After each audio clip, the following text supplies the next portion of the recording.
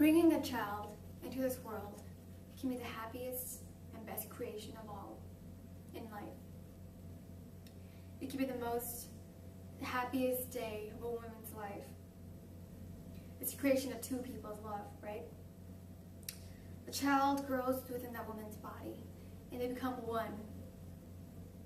Looking at it from a different point of view, though, bringing a child into this world, having an unwanted pregnancy, can be the most terrifying thing in that woman's life, not bringing happiness whatsoever at all. And there are many reasons why. You wake up every morning and you see your body just slowly changing. Your skin is slowly stretching. You're wondering about how people are going to see you, what they're going to think of you, how your relationships with others are going to change. And that includes whoever got you pregnant. How you're going to support the child.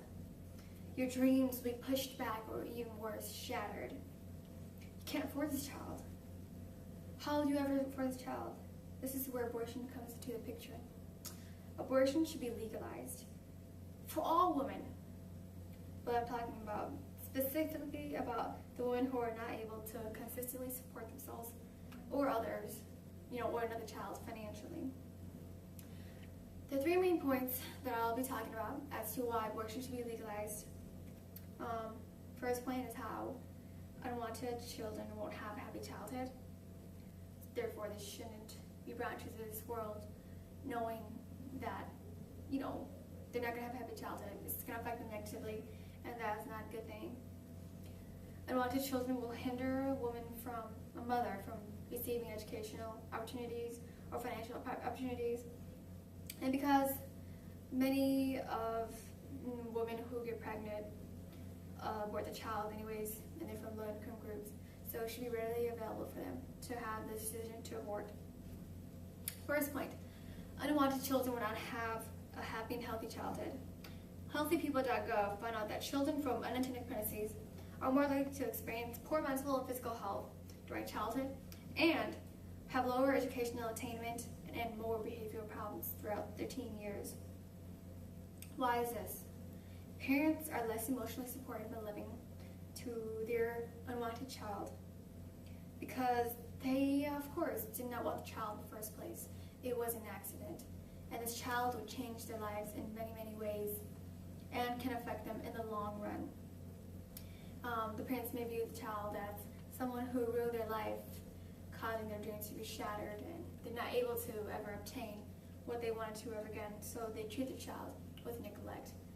They always have that deep down gut feeling that it was this child who ruined my life. Now, a boy from experiences.edu, he anonymously posted up his story about how he was scarred for life because he was an unwanted child. He didn't receive any love or support from his parents.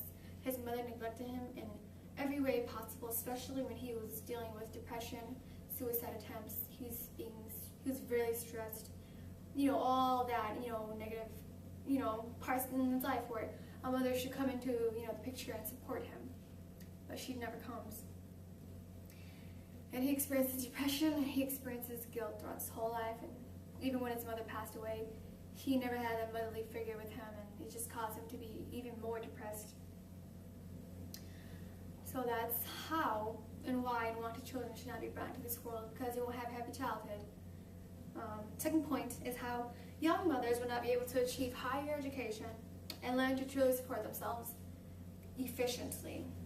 So according to Better Health Channel, younger women associated with pregnancies who do not complete their education will possibly have long-term unemployment, earn an average of approximately $300 less per year, receive nearly twice as much federal aid for nearly twice as long, and they're less likely to graduate from high school or attain a GED. These women, they do not receive higher education because the child is hindering them from receiving it. They'll always turn to relying on government assistance and will become independent and truly satisfied with where they are in life and how their life has grown since the child was born till then.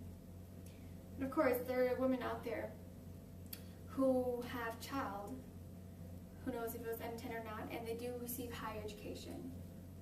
But in this circumstance, it's a little bit different. Third point is how low-income women often turn to abortion unless the pregnancy was intentional. In December 2013, GoMatcher.com found out that women's high rates of unintended pregnancy results and also having high rates of abortion. And these women from minority groups, they recognize that and admit that they don't have, that financial money, and they're not stable enough to support the child, or another person in the family. So they make that decision, that wise decision, to not have that child and bring them up in this type of environment, this type of support in the family, into the world. Matthias, for example, she's a woman of color who made a very serious and logical and difficult decision to abort the child, the second child that she had, for her second pregnancy. Matthias knew what she could handle and knew what she could not handle. It would have been too much for her because she was already working full-time. She was going to college. She was already trying to raise her 2-year-old baby boy. So she made a careful decision, and careful and hard decision, not to bring that child into the world, because it was going to affect her in the long run and the child that she already had with her, and she didn't want all three of them to suffer. These 3 factors are why it should be taken into consideration that abortion should be legalized, especially for the women who cannot support themselves financially. Like I said, you must be open-minded. This is the woman's body, and she has her own rights to do what she wishes with her body, whether that's getting a tattoo, getting it pierced, or abortion, or not aborting the baby, especially if it was unplanned. Like I said, abortion is a very serious, logical, and difficult issue to make, and it's up to the parent and the circumstances to us why the baby should or should not be born to this world. Therefore, abortion should be legalized for all women, especially for the women who are a minority group who are not able to support that child at the moment because they cannot support themselves financially. Thank you.